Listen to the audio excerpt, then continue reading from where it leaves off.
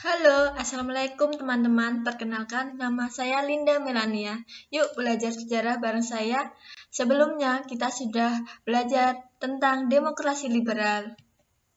Nah, demokrasi liberal menurut Soekarno tidak cocok dengan kepribadian bangsa Indonesia. Maka dari itu, Soekarno mengganti dengan demokrasi terpimpin.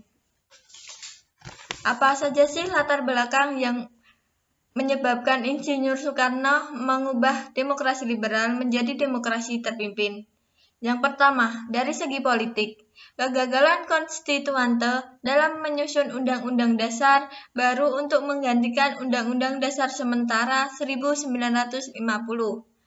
Yang kedua, dari segi ekonomi, sering terjadinya pergantian kabinet pada masa demokrasi liberal menyebabkan program-program yang dirancang oleh kabinet tidak dapat berjalan secara utuh, sehingga mengakibatkan pembangunan ekonomi tersendat. Yang ketiga, dari segi ekonomi, banyaknya gerakan separatis pada masa demokrasi liberal menyebabkan ketidakstabilan negara. Ciri-ciri dari demokrasi terpimpin. Yang pertama, dominasi presiden. Presiden berperan besar dalam penyelenggaraan pemerintahan. Yang kedua, terbatasnya peran partai politik. Yang ketiga, peran militer sebagai masuk ke dalam partai politik. Yang keempat, pengaruh partai komunis atau yang sering kita kenal PKI. Nah, dari penjelasan tadi kita akan belajar tentang kehidupan politik, kehidupan ekonomi, kehidupan sosial, kehidupan budaya pada masa demokrasi terpimpin. Yang pertama, kita akan membahas kehidupan politik demokrasi terpimpin. Pemilihan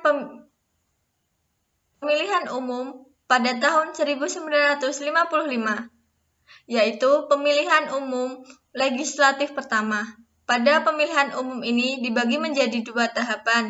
Yang pertama, tahapan untuk memilih anggota DPR. Yang kedua, tahapan untuk memilih anggota Dewan Konstituante yang diikuti 39 partai politik dan individu. Untuk hasilnya dari pemilu bisa kita lihat seperti ini. Nah, dekret presiden pada tahun 1959. Dekret presiden ini pertama yang dikeluarkan oleh presiden pertama Indonesia, yaitu Insinyur Soekarno. Mengapa sih dekret presiden dikeluarkan? Karena kegagalan dari Dewan Konstituante membuat situasi politik dalam negeri tidak stabil, sehingga Soekarno mengeluarkan dekret ini dalam rangka menjaga keamanan sosial politik dalam negeri. Sisi positif dan sisi negatif dari dekret presiden. Sisi positifnya, yang pertama, memberikan pedoman yang jelas, yaitu Undang-Undang Dasar. Yang kedua, merintis pembentukan lembaga tertinggi, yaitu MPRS, Majelis Permusyawaratan Rakyat Sementara, dan DPAS, Dewan Pertimbangan Agung Sementara. Yang ketiga, menyelamatkan negara dari perpecahan dan krisis politik yang berkepanjangan. Sisi negatif dari dekret presiden. Yang pertama, memberikan peluang bagi militer untuk terjun ke bidang politik. Yang ketiga, memberi kekuatan besar kepada presiden, MPR, dan lembaga tertinggi negara. Yang selanjutnya, konfrontasi dengan Malaysia. Kalian sering dengarkan kata Ganyang Malaysia, yaitu sebuah reaksi Insinyur Soekarno atas rencana pembentukan Federasi Malaysia yang merupakan proyek dari neokolonialisme Inggris. Insinyur Soekarno bereaksi dengan mengeluarkan Komando Dwi Kora, yaitu Dwi Komando Rakyat, yang berisi yang pertama, perhebat kekuasaan revolusi Indonesia, yang kedua, bantu perjuangan rakyat di Malaysia, Singapura, Sabah, dan Sarawak untuk menggagalkan negara boneka Malaysia. Yang selanjutnya, Irian Barat. Pasti kalian tidak asing dengan Irian Barat, bukan?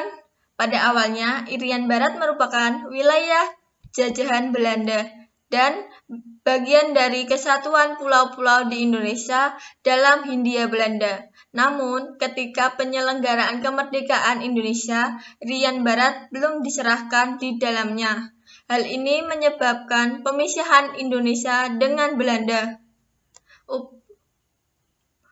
Upaya Indonesia untuk pembebasan dilakukan yang pertama, diplomasi, yang kedua, konfrontasi militer, politik, serta ekonomi.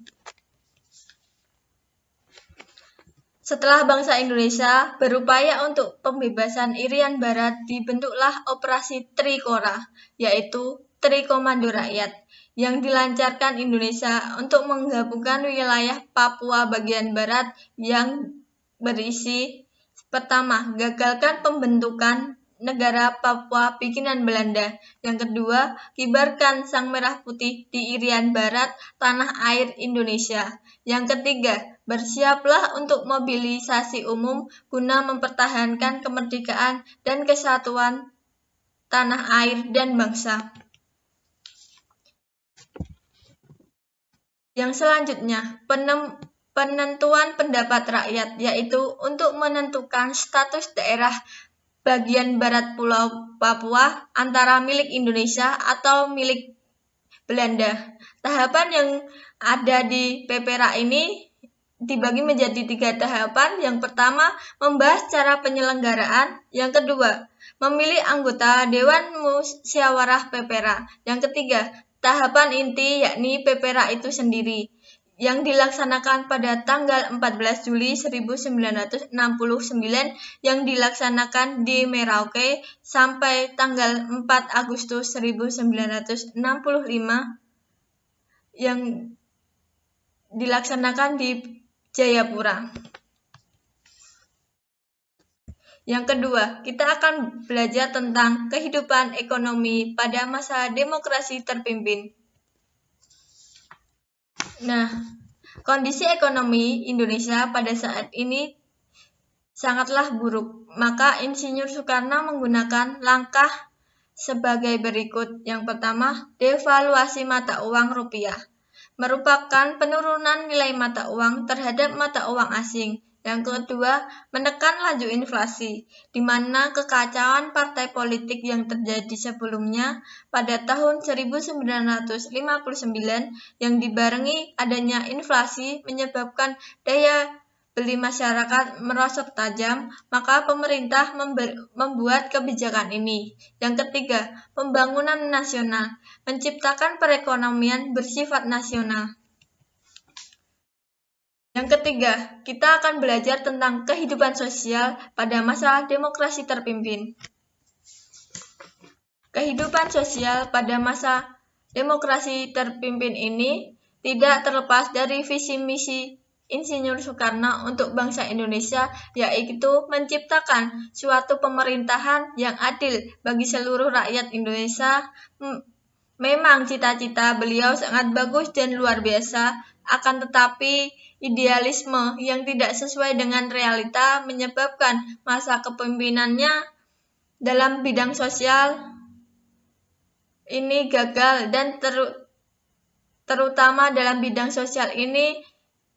Kenapa sih bisa demikian? Yang pertama, kesenjangan sosial yang terjadi di masyarakat. Yang kedua, konflik sosial berkembang di tengah-tengah masyarakat. Yang ketiga, kebijakan politik dan ekonomi yang tidak efektif. Yang keempat, sikap arogan dari Insinyur Soekarno mengakibatkan tidak dapat berpikir jernih setiap tindakan dan keputusannya. Nah, keempat, kita akan belajar tentang kehidupan budaya. Kehidupan budaya pada masa demokrasi terpimpin ini dipenuhi dengan kebudayaan radikal. Hal ini terlihat tumbuhnya Lekra atau disebut Lembaga Kebudayaan Masyarakat yang merupakan simpatisan dari PKI. Kegiatan Lekra yaitu aksi-aksi yang berbau sosialis komunis, salah satu kebijakan Lekra yaitu penolakan kebudayaan barat, yaitu musik dan tarian. Itu dilarang di Indonesia karena menganggap segala sesuatu yang berbau barat adalah penjajahan dari bangsa barat. Contoh dari grup musik ini adalah Koes Plus yang dilarang tampil dan diamankan pada waktu itu. Sekian, terima kasih atas waktunya untuk kita belajar kali ini. Wassalamualaikum warahmatullahi wabarakatuh.